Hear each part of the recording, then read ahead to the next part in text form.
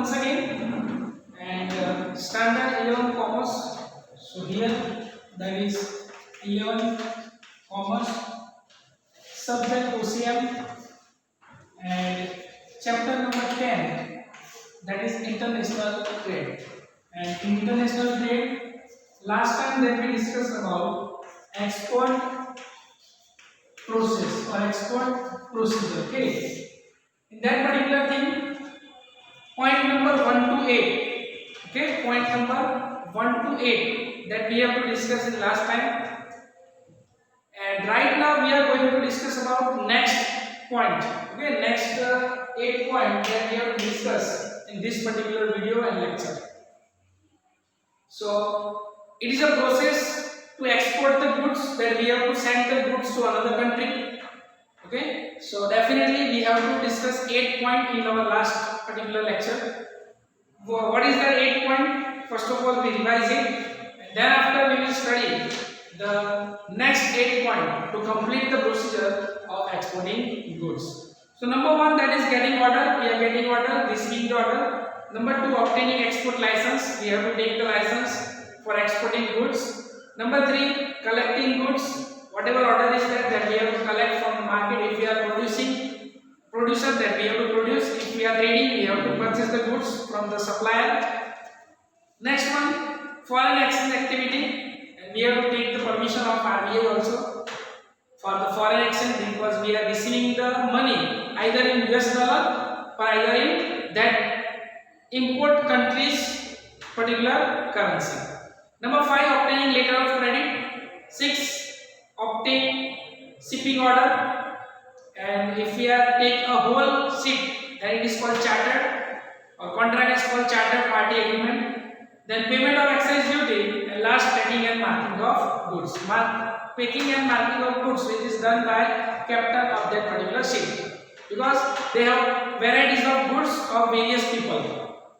So up to 8 that they have to complete it. Now we have to start from here 9 point, and that is getting insurance of the goods. So here that is getting insurance of the goods. Okay, so definitely we have to transfer the goods from one country to another country, which is very long distances there, and if any natural as well as man-made calamities is there, so for the protection of that particular calamities, we have to take the insurance. Okay, let's see. In order to protect the goods against the possible risk in the sea, like Cylon, damage of goods due to weather, due to perils, etc., the goods has to be insured to get economic return, especially it is to be transported through the seaway. So definitely, if it is natural as well as man-made problem arise, so if any damages is there, so we can cover our money through these particular things. The exporter obtain the cover note after paying the premium determined by the insurance company. The insurance company issue the policy against the cover note. So simple, when we are paying the insurance premium of insurance, we get one note, and that is called cover note. It means that the goods are insurable. So if any damage is there, then that we have to not bear a huge risk. Okay, insurance company is taking the risk. So this is number 9. After the marking of goods, we have to take the insurance of it. Okay. Next, number 10, obtaining carting order. So number 10, obtaining carting order. Okay. So here that is we have to do obtaining carting order. Carting order means permission to abroading goods in ship. We have to take the permission to send the goods in abroad. The exporter has to make an application to the port authority from where the goods are to be exported in order to obtain the carting goods. In this application, all the details of shipping bill along with the details of payment of excise duty are mentioned. So whatever we have learned, that information about the goods, okay, importer, exporter, name, address, and all the necessary information regarding the goods that we have to mention in this particular things. Next one, when the exporter pays the port expense like a charge of transfer of goods and the charges of burdening the goods on ship, he obtained the carting order. So simple. Whenever we are paying the expenses, whenever we are paying the payments, definitely in return of it we are getting the assurance. So this is number 10, that we have to obtaining carting order. To get the permission, that we have to take the permission to transfer the goods, selling the goods in the foreign country. Next, number 11, made receipt. So here that is made receipt. Okay. So here that we have to take the made receipt. It means that made is there, those who are given the receipt. Okay. Let's see. The goods is loaded on the ship on the basis of carting order. The representative of captain of the ship is known as MAT. So he is known as MAT, captain of ship is called MAT. So when the goods are all okay, clear, so for the assurance of the sender, the MAT are there, those who are giving the receipt to sending goods from one place to another place. Okay, let's see. The exporter obtained bill of lading from the shipping company after producing the made receipt of the shipping company. Bill of lading is agreement, most important. Bill of lading is an agreement between the shipping company and the exporter, which by shipping company gives assurance to transport the goods from one port to another. It is called bill of lading. Okay, so bill of lading is one of the document that it is an insurance to given by the port captain to the exporter to transfer the goods from one place to another place. Okay. Next one, that is details like name of exporter, the name of the ship, freight, detail of goods, quantity of goods, price, weight.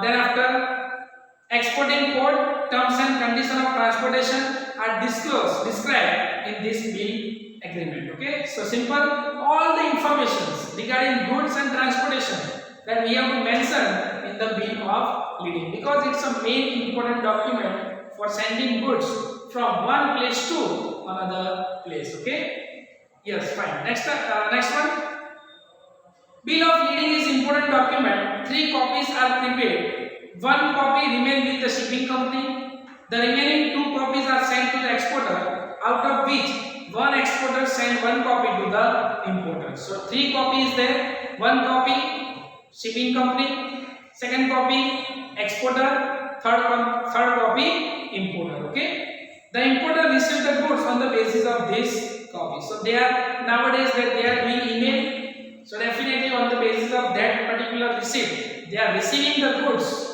and doing all the receiving the goods and on the basis of that made receipt. Okay. Next one, certificate of origin. So this is number made receipt is that. Number 12, that is bill of lading. Okay. So here that is obtaining bill of lading that we have discussed. Okay. And with the help of made receipt, that bill of lading is prepared.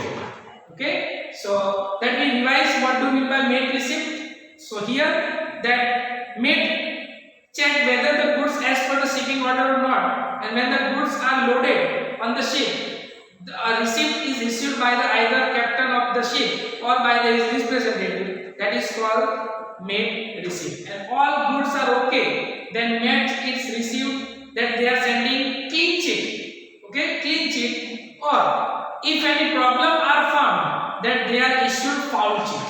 So 2 type of sheet which is issued by made receipt. If all goods are okay, then it is called clean sheet, and if any problem arises, then it is called foul sheet. Okay, so this is given by the made receipt. Made, because he is a captain, he is the main person of the ship. Those who are captain, those who are checking all the goods, and on the basis of that all the goods, that they are sending the sheets. Either it is a clean sheet or foul sheet. Clean sheet, that means all goods are okay. packing, marking, insurance, all are okay. That is called a clean sheet. But if any problem found, so they are issue or they are presenting foul cheat. And when foul cheat is there, that what happened? So when the foul cheat is there, it means that goods are not being loaded on the ship, are not properly packed when specified in the order, and if the goods are damaged during the transportation, shipping company is not responsible for that. So two type of cheat is issued by mate, who is a captain of that ship. Either it is a clean sheet that means everything is okay. After the clean sheet, if any problem arises, then insurance company is responsible, but mate captain, that ship company is also responsible. But when they are issue foul cheat, it means that if any problem arises during the transportation, shipping company is not responsible because they are issuing foul cheat. Last one, that is bill of lading, and all the information of above points, above 11 points, all the information that they are sending in the bill of lading, that we discuss right now. That all the information of importer, exporter, insurance, packing, marking, bill of lading, then mate receipt, okay, insurance, all information that they have to present in particular things, that is called a bill of lading. And finally, that they are doing 3 copy of bill of lading. Number 1 with the ship company, number 2 importer, number 3 exporter. And on the basis of that particular chip, that particular receipt, importer is that those who are receiving the goods. Okay, so this is number 11 as well as number 12.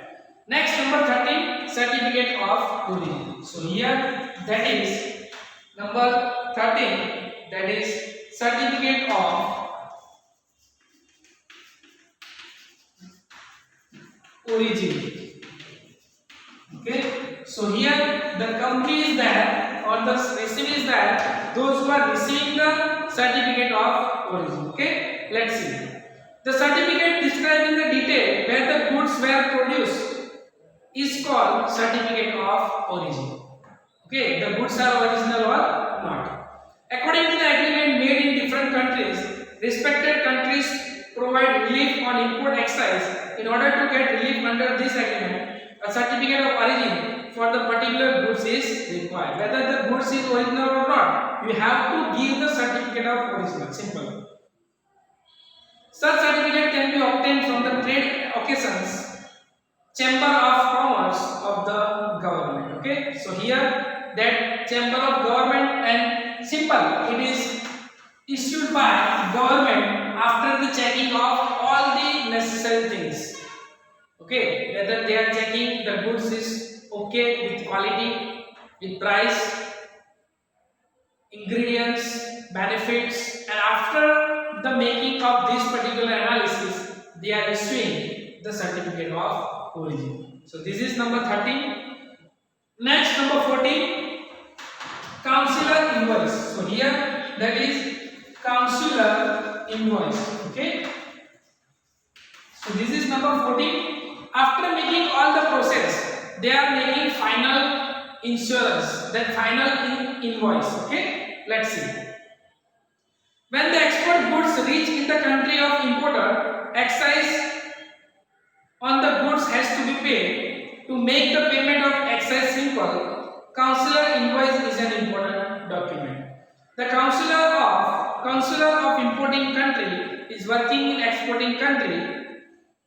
The exporter obtains a certificate about the price of the goods from the consular is called consular invoice. Most important, the exporter obtains the certificate about the price of goods, especially price of goods, that is called a consular invoice. The detail like quality of the goods and price are mentioned in it, and the excise is collected on the basis of unit. So simple, they are shows the original value of that particular price of that particular items. Okay, so this is number 14. Now next, number 15, sending documents. So number 5, that is sending document. Okay, so this is number 15, that we have to send the document to importer. Okay, let's see. The exporter sent the importer's document like invoice, insurance policy and cover note, bill of lading, certificate of origin, consular invoice and bill of exchange, etc. to the importer's bank through his bank. So as we know, that is here purchaser is there, okay, then seller is there. So definitely both the person have their own bank account. So here also that is bank account. So seller is there, those who are sending all the documents to his bank, and bank of seller, that they are sending all the goods, all the documents to the purchaser bank, and bank is there, those who are giving that particular things to the purchaser after the making necessary payment. So this is number 15, sending all the documents from seller side to purchaser side with the help of their bank. Okay, let's see. And last, number 16, collection of money. So here that is collection of money. Okay, so this is an important function again, because we are doing all the 15 functions because of 16 functions. We are doing all that thing, and if we are not receiving any money, then all the work is useless. Okay, let's see. The exporter gives the advice to the bank for the collection for the money. The exporter writes the bill of exchange to the importer in order to collect the amount of mentioned in the invoice. So whatever bill amount is there, which is mentioned in the invoice, exporter is there, that seller is there, those who are sending message to bank to send that message to the purchaser bank to send that money, whatever bill of amount is there. Okay, next one. This bill of exchange may be document against acceptance, that is D/A, or document against payment, that is D/P. In D/A, that is documents against acceptance, the bank of exporter present the bill of exchange to the importer. The bank realizes the documents of the goods once the bill of exchange is accepted by the importer. But if it is DP, that is document against payment, bank gives the document only after the full payment of the bill exchange is made. So acceptance, it is credit transaction, so they are sending all the goods, but when they are paying DP, that is document against payment, when the exporter is there, those who are receiving, okay, so here the exporter is there, those who are receiving all the goods, and then after that all the payment, then after that they are sending the documents. Okay, the bank collect the money as per the maturity date or bill of exchange in DA, whereas in DP the amount is sent to the exporter. So this is two types of transaction is there, either cash or credit, that you learn in accountancy also. That if it is credit transaction, that is bill DA, document against acceptance. It means that after that they are paying the money.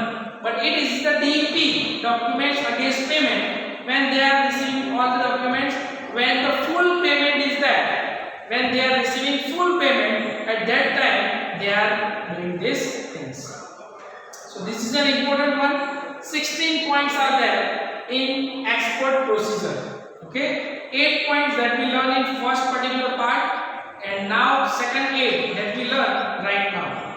One, we revise all that particular 16 points and we complete the topic. So number 1, getting an order, we have to receiving the order. Number 2, obtaining export license. Number 3, collection of goods. Then number 4, foreign exchange activity. Next, number 5, obtaining letter of credit. 6 one, obtaining shipping order.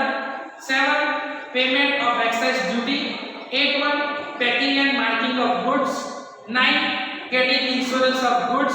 10, obtaining carting order. 11 one, that is made receipt. Either two types of receipt is there, clean sheet or foul sheet. Number 12, obtaining bill of lading. This is the important document for selling.